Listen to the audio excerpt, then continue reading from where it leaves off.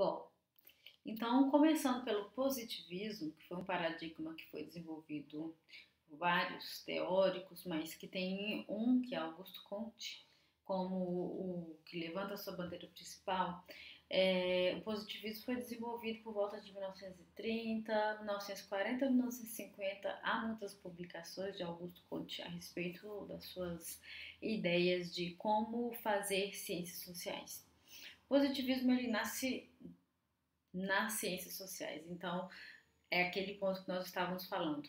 A pesquisa em educação bebe de teorias e de fontes de esquemas interpretativos de outras áreas do saber, nesse caso a área da sociologia, pensando que a educação envolve também aspectos sociais.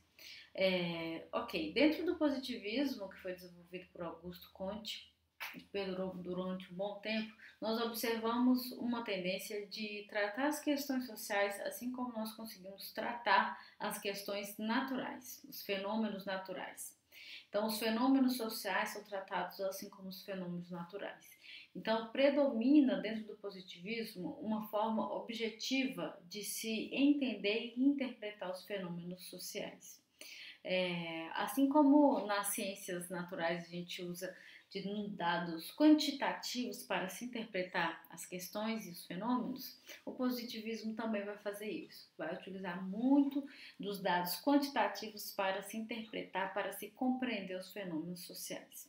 Então, digamos que o positivismo é uma abordagem objetiva de se compreender os processos sociais. Então, ela parte diretamente de dados numéricos, ela busca compreender a verdade e a verdade, segundo o positivismo, está expressa em fatos. Esses fatos eles podem ser mensurados e a partir dessas mensurações nós podemos compreender a total verdade dos fatos sociais.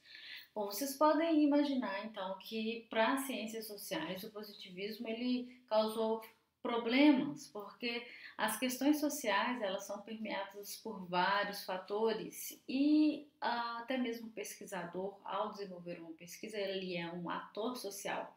Ele influencia sim naqueles dados que ele vai estar tentando capturar, tentando absorver. Então, na humanidade, nos fatos sociais, nós não podemos interpretar os fenômenos assim como nós tentamos interpretar na natureza, porque o ser humano, todos os seres humanos, todos os envolvidos nos processos sociais, eles são fortemente impactados por tudo que há ao nosso redor. O jeito que eu falo impacta vocês, se vocês gostam dessa disciplina ou não, a roupa que eu visto, a música que vocês escutam, tudo isso de forma indireta impacta nas relações sociais. Tudo isso. O professor que você tem mais familiaridade no ensino básico, às vezes você acaba se tornando professor dele quando você está fazendo faculdade. Enfim, tem vários aspectos, vamos falar aqui de educação, que acabam influenciando os processos educacionais e esses processos eles são sutis, eles não podem ser medidos, eles não podem ser quantificados tão facilmente assim.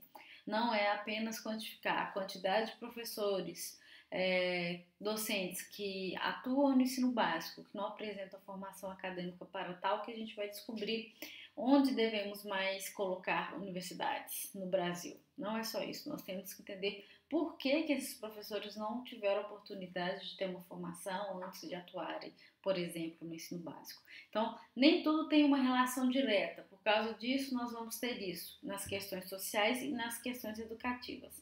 Então, por não ter essa relação tão direta, tão objetiva, alguns pensadores começaram a criticar fortemente o positivismo, dizendo que nem tudo pode ser medido, isso pode causar grandes problemas e a sociedade não deve ser interpretada de forma tão direta, tão objetiva, assim como nós interpretamos os fatos e os fenômenos naturais.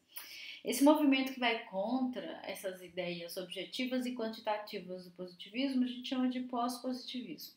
Ele também é fortemente criticado e algumas pessoas até o chamam de um positivismo disfarçado de outra coisa diferente.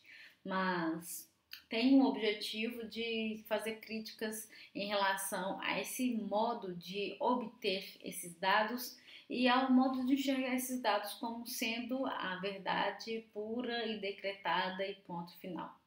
Então, esses são os pontos que a gente gostaria de ressaltar aqui sobre o positivismo.